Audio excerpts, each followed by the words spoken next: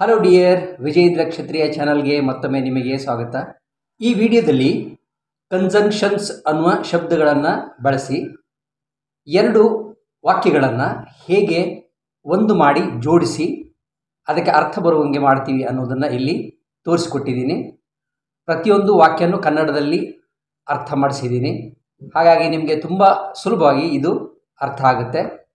ಮುಂದಿನ ವಿಡಿಯೋದಲ್ಲಿ ನಾನು ಇನ್ನಷ್ಟು ಕನ್ಜಂಕ್ಷನ್ಸ್ನ ಉಪಯೋಗ ಮಾಡಿ ಇನ್ನಷ್ಟು ವಾಕ್ಯಗಳನ್ನು ಮಾಡಿದೆ. ಅದರ ಲಿಂಕನ್ನು ನಾನು ಈ ವಿಡಿಯೋದ ಕೊನೆಯಲ್ಲಿ ಕೊಟ್ಟಿರ್ತೀನಿ.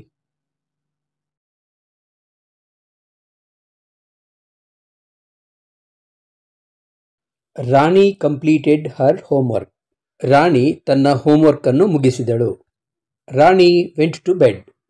ರಾಣಿ ಮಲಗಲು ಹೋದಳು. ಇಲ್ಲಿ ಎರಡು ಆ್ಯಕ್ಷನ್ಗಳಾಗಿದ್ದಾವೆ. ಒಂದರ ನಂತರ ಇನ್ನೊಂದು ನಡೆದಿದೆ. ಮೊದಲು ಹೋಮ್ವರ್ಕ್ ಮುಗಿಸಿದ್ಲು, ನಂತರ ನಿದ್ದೆಗೆ ಹೋದ್ಲು. ಇಲ್ಲಿ ನಂತರ ಅನ್ನೋ ಒಂದು ವರ್ಡ್ ಬಂತು. ಅಂದರೆ ಇಂಗ್ಲೀಷ್ನಲ್ಲಿ ಆಫ್ಟರ್ ಅಂತೀವಿ. ಆಫ್ಟರ್ ಕಂಪ್ಲೀಟಿಂಗ್ ಹರ್ ವರ್ಕ್, ಅವಳ ಹೋಮ್ವರ್ಕನ್ನು ಮಾಡಿದ ನಂತರ, ರಾಣಿ ವೆಂಟ್ ಟು ಬೆಡ್. ಇದೇ ವಾಕ್ಯವನ್ನು ಹಾಸಿಗೆಗೆ ಹೋಗುವ ಮೊದಲು ರಾಣಿ ತನ್ನ ಹೋಮ್ವರ್ಕನ್ನು ಮಾಡಿದಳು ಅಂತ ಕೂಡ ಹೇಳಬಹುದಾ? ಇಲ್ಲಿ ಮೊದಲು ಅಂತ ಬಂತು, ಅಂದರೆ ಬಿಫೋರ್. ಹಾಸಿಗೆಗೆ ಹೋಗುವ ಮೊದಲು ರಾಣಿ ತನ್ನ ಹೋಮ್ವರ್ಕನ್ನು ಮಾಡಿ ಮುಗಿಸಿದಳು. ಇದನ್ನೇ ಇಂಗ್ಲೀಷಲ್ಲಿ ಬರೆದ್ರೆ before going to bed Rani completed her homework. ಎರಡು ಕೆಲಸಗಳು ಒಂದರ ನಂತರ ಆಗಿ ಒಂದಕ್ಕೊಂದು ಅವು ಪೂರಕ ಇತ್ತು ಅಂದರೆ ವಿರೋಧಾಭಾಸ ಇಲ್ಲ ಅಂದರೆ ಎಂಡ್ ಅನ್ನು ಬಳಸಿ ವಾಕ್ಯವನ್ನು ಮಾಡಬಹುದು. Rani completed her homework and went to bed. Rani has not come to school. Rani ಶಾಲೆಗೆ ಬಂದಿಲ್ಲ. ರಾಣಿ ಈಸ್ ಇಲ್. ರಾಣಿಗೆ ಆರಾಮ ಇಲ್ಲ. ಇಲ್ಲಿ ರಾಣಿ ಶಾಲೆಗೆ ಬರೆದಿರೋಕ್ಕೆ ಒಂದು ಕಾರಣ ಇದೆ. ಆ ಕಾರಣವನ್ನು ಹೇಳಬೇಕಾದಾಗ ಹೇಗೆ ಜಾಯಿನ್ ಮಾಡ್ತೀವಿ ಅಂತ ನೋಡಿ. ರಾಣಿ ಶಾಲೆಗೆ ಬಂದಿಲ್ಲ ಏಕೆಂದರೆ ರಾಣಿಗೆ ಆರಾಮಿಲ್ಲ. ಏಕೆಂದರೆ ಅನ್ಲಿಕ್ಕೆ because. Rani has not come to school because she is ill. ಇದನ್ನೇ ಹೀಗೂ ಹೇಳಬಹುದು, ರಾಣಿಗೆ ಆರಾಮವಿಲ್ಲ ಆದ್ದರಿಂದ ಅವಳು ಶಾಲೆಗೆ ಬಂದಿಲ್ಲ. ಇಲ್ಲಿ ಆದ್ದರಿಂದ ಅಂತ ಬಂತು. ಇದಕ್ಕೆ ಎರಡು ಶಬ್ದಗಳನ್ನು ಬಳಸ್ಬೋದು. ಸೋ ಅಂತ ಬಳಸ್ಬೋದು, ಇಲ್ಲ ದೇರ್ ಫೋರ್ ಅಂತ ಬಳಸ್ಬೋದು. Rani is ill, so she has not come to school. ಇದೇ ವಾಕ್ಯದಲ್ಲಿ ಸೋದ ಜಾಗದಲ್ಲಿ ದೇರ್ ಫೋರ್ ಅನ್ನು ಬಳಸಬಹುದು. ಇದನ್ನೇ ಹೀಗೂ ಹೇಳಬಹುದು, ರಾಣಿಗೆ ಆರಾಮಿಲ್ಲದ್ದರಿಂದ ಅವಳು ಶಾಲೆಗೆ ಬಂದಿಲ್ಲ. ಇಲ್ಲಿ ಆ್ಯಸ್ ಅಥವಾ ಸಿನ್ಸ್ ಅನ್ನು ಬಳಸಿ ಈ ವಾಕ್ಯವನ್ನು ಮಾಡಬಹುದು. As Rani is ill she has not come to school. Since Rani is ill she has not come to school. ಒಂದು ವೇಳೆ ರಾಣಿ ಶಾಲೆಗೆ ಬಂದಿದ್ಲು ಅಂತ ಇಟ್ಕೊಳ್ಳಿ, ಆಗ ಏನಾಗುತ್ತಂದರೆ ರಾಣಿಗೆ ಆರಾಮಿಲ್ಲದಿದ್ದರೂ ಶಾಲೆಗೆ ಬಂದ್ಲು ಅಂತ ಆಗುತ್ತೆ. ಆಗ although Rani is ill she has come to school ಅಂತ ಆಗುತ್ತೆ. Rani is happy, Kavya is happy. Both are same. ಎರಡು ಅಂತ ಬಂದಾಗ ಬೋತ್ನ ಉಪಯೋಗ ಮಾಡ್ತೀವಿ. Both Rani and Kavya are happy. ಇಲ್ಲಿ ಬೋತ್ ಅನ್ನುವ ಶಬ್ದವನ್ನು ಬಿಟ್ಟರೂ ನಡೆಯುತ್ತೆ. Rani and Kavya are happy ಅಂತ ಅಷ್ಟೇ ಹೇಳ್ಬೋದು. ರಾಣಿಯಂತೆ ಕಾವ್ಯಳು ಸಂತೋಷದಿಂದ ಇದ್ದಾಳೆ ಅಂತಲೂ ಹೇಳ್ಬೋದಾ? Rani as well as Kavya are happy. ಈಗ ರಾಣಿ ಹ್ಯಾಪಿ ಆಗಿದ್ದಾಳೆ, ಆದರೆ ಕಾವ್ಯ ಅನ್ಹ್ಯಾಪಿ ಆಗಿದ್ದಾಳೆ ಅಂತ ಅಂದರೆ ವಿರುದ್ಧವಾಗಿರ್ತಕ್ಕಂಥದ್ದಾಗಿದೆ ಅಂತ ಆದರೆ ಏನಾಗುತ್ತೆ ಅಂತ ನೋಡೋಣ. ರಾಣಿ ಸಂತೋಷದಿಂದ ಇದ್ದಾಳೆ, ಆದರೆ ಕಾವ್ಯ ಸಂತೋಷದಿಂದ ಇಲ್ಲ. ಇಲ್ಲಿ ಆದರೆ ಅಂತ ಬಂತಲ್ಲ, ಅದು but. Rani is happy but Kavya is unhappy. I am interested in dance. ನನಗೆ ನೃತ್ಯದಲ್ಲಿ ಆಸಕ್ತಿ ಇದೆ. ಮೈ sister is interested in music. Dance ಮತ್ತು ಮ್ಯೂಸಿಕ್ಕು ಒಂದೇ ಥರದ ಆಸಕ್ತಿ ಆಗಿರೋದ್ರಿಂದ ಇಲ್ಲಿ ಎಂಡನ್ನು ಬಳಸಿ ಎರಡನ್ನೂ ಜೋಡಣೆ ಮಾಡಬಹುದು. I am interested in dance and my sister is interested in music. ಎರಡೂ ಆಸಕ್ತಿಗಳು ಬೇರೆ ಬೇರೆ ಆಗಿರೋದ್ರಿಂದ ಇಲ್ಲಿ ವೇರ್ ಆಸ್ ಅನ್ನು ಉಪಯೋಗ ಮಾಡಿ ಕೂಡ ಈ ವಾಕ್ಯ ಮಾಡಬಹುದು. I am interested in dance whereas my sister is interested in music. ನನಗೆ ಡಾನ್ಸ್ನಲ್ಲಿ ಆಸಕ್ತಿ, ಆದರೆ ನನ್ನ ಸಹೋದರಿಗೆ ಸಂಗೀತದಲ್ಲಿ ಆಸಕ್ತಿ. I study in the evening, my brother wastes his time in gossips. ಇಲ್ಲಿ ಎರಡು ತದ್ವಿರುದ್ಧವಾಗಿರ್ತಕ್ಕಂಥ ಕ್ರಿಯೆಗಳಿವೆ. ಸ್ಟಡಿ ಮಾಡೋದು ಒಂದು ಒಳ್ಳೆಯ ಕಾರ್ಯ, ಅದೇ ಗಾಸಿಪ್ ಮಾಡೋದು ಅಂದರೆ ಹರಟೆ ಹೊಡೆಯೋದು ಕೆಟ್ಟದು. ಅದಕ್ಕಾಗಿ ಇಲ್ಲಿ ಬಟ್ ಅಥವಾ ವೆರಾಸ್ನ ಉಪಯೋಗ ಮಾಡಬಹುದು. I study in the evening but my brother wastes his time in gossips.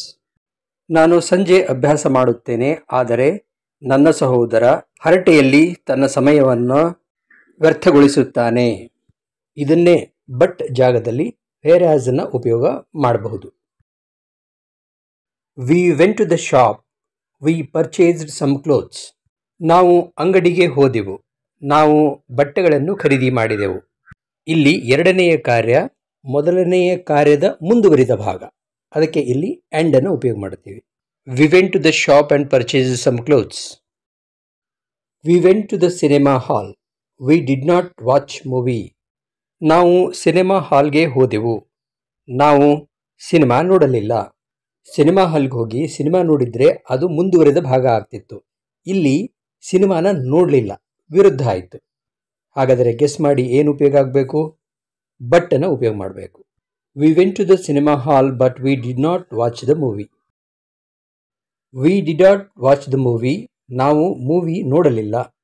V did not get tickets, ನಮಗೆ ಟಿಕೆಟ್ಗಳು ದೊರೆಯಲಿಲ್ಲ. ಇಲ್ಲಿ ಮೂವಿ ಯಾಕೆ ನೋಡಲಿಲ್ಲ ಅನ್ನೋದಕ್ಕೆ ಕಾರಣವನ್ನು ಹೇಳ್ತಾ ಇದ್ವಿ, ಅದಕ್ಕೋಸ್ಕರ ಇಲ್ಲಿ ಬಿಕಾಸನ್ನು ಉಪಯೋಗ ಮಾಡ್ತೀವಿ. V did not watch the movie because we did not get the tickets. ಇದನ್ನು ಹೀಗೂ ಹೇಳ್ಬೋದಲ್ವಾ, ಟಿಕೆಟ್ಗಳು ದೊರೆಯದೇ ಇರುವ ಕಾರಣಕ್ಕಾಗಿ, ದೊರೆಯದೇ ಇದ್ದದರಿಂದ ನಾವು ಮೂವಿಯನ್ನು ನೋಡಲಿಲ್ಲ ಅಂತ. ಇಲ್ಲಿ ಆ್ಯಸ್ ಅಥವಾ ಸಿನ್ಸನ್ನು ಉಪಯೋಗ ಮಾಡಬಹುದು. As we did not get tickets V did not watch movie. ನೋಡಿ, ಇಲ್ಲಿ ಎರಡನೇ ವಾಕ್ಯ ಮೊದಲು ಬಂದಿದೆ. ಟಿಕೆಟ್ ಸಿಗದಿರುವುದರಿಂದ ನಾವು ಮೂವಿಯನ್ನು ನೋಡಲಿಲ್ಲ ಅಂತ. ಇದೇ ವಾಕ್ಯವನ್ನು ಆ್ಯಸ್ನ ಜಾಗದಲ್ಲಿ ಸಿನ್ಸ್ ಉಪಯೋಗ ಮಾಡಬಹುದು. Since we did not get tickets V did not watch the movie. He has 2 cars, ಅವನು 2 ಕಾರುಗಳನ್ನು ಹೊಂದಿದ್ದಾನೆ. ಹಿ ಯೂಸಸ್ ಬೈಸಿಕಲ್ ವೆರಿ ಆಫನ್ಲಿ, ಅವನು ಆಗಾಗ ಸೈಕಲನ್ನು ಬಳಸುತ್ತಾನೆ. ಸಾಮಾನ್ಯವಾಗಿ ಕಾರಿರೋರು ಸೈಕಲ್ಸ್ನ ಬಳಸಲ್ಲ. ಹಾಗಾದರೆ ಇವೆರಡು ಒಂದಕ್ಕೊಂದು ಪೂರಕ ಅಲ್ಲ. 2 ಕಾರುಗಳು ಇದ್ರೂ ಇವನು ಬೈಸಿಕಲ್ನ ಬಳಸ್ತಾನೆ ಅಂತ. ಈ ಇದ್ರೂ, ಇದ್ದಾಗ್ಯೂ ಅಂತೀವಲ್ಲ, ಅದನ್ನು ದೋ ಆಗಲಿ ಅಥವಾ ಎಟ್ ಆಗಲಿ ಅಥವಾ ಎರಡನ್ನೂ ಸೇರಿಸಿ ಕೂಡ ಬಳಸ್ಬೋದು. Though he has 2 cars he uses bicycle very oftenly. ಇದನ್ನು ಹೀಗೂ ಹೇಳ್ಬಹುದು. He has 2 cars yet he uses bicycle very oftenly. ಇವುಗಳನ್ನು ಕನ್ನಡದಲ್ಲಿ ಹೇಳುವಾಗ ಸ್ವಲ್ಪ ಬದಲಾವಣೆ ಆಗುತ್ತೆ ಅಷ್ಟೇ, ಅರ್ಥ ಒಂದೇ. ಇದು ಅವನ ಬಳಿ 2 ಕಾರುಗಳು ಇದ್ದಾಗ್ಯೂ ಅವನು ಸೈಕಲನ್ನು ಆಗಾಗ ಬಳಸುತ್ತಾನೆ. ಇದು ಅವನ ಬಳಿ 2 ಕಾರುಗಳಿವೆ, ಆದಾಗ್ಯೂ ಅವನು ಸೈಕಲನ್ನು ಆಗಾಗ ಉಪಯೋಗ ಮಾಡುತ್ತಾನೆ.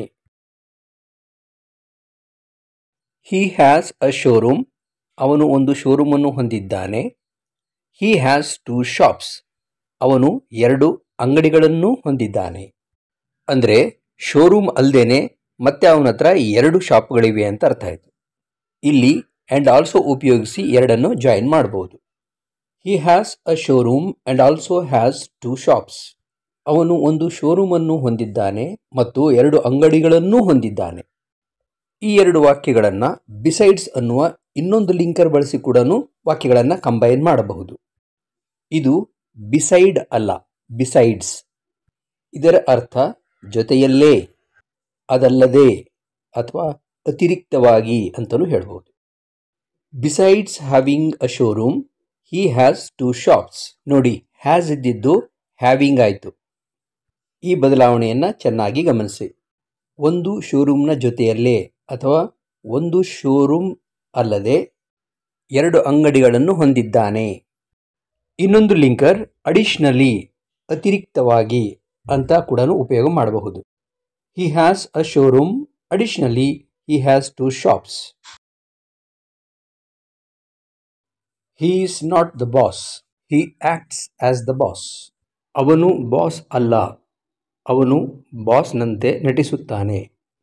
ಇಲ್ಲಿ ಆಸ್ ದೋ ಅನ್ನು ಉಪಯೋಗ ಮಾಡಿ ಎರಡನ್ನು ಜಾಯಿನ್ ಮಾಡಬಹುದು. He acts as though he is the boss. ಅವನು ತಾನೇ ಬಾಸ್ನೇನೋ ಎನ್ನುವಂತೆ ನಟಿಸುತ್ತಾನೆ. ಅಂದರೆ ಅವನು ಬಾಸ್ ಅಲ್ಲ ಅಂತಾನೆ ಅರ್ಥ.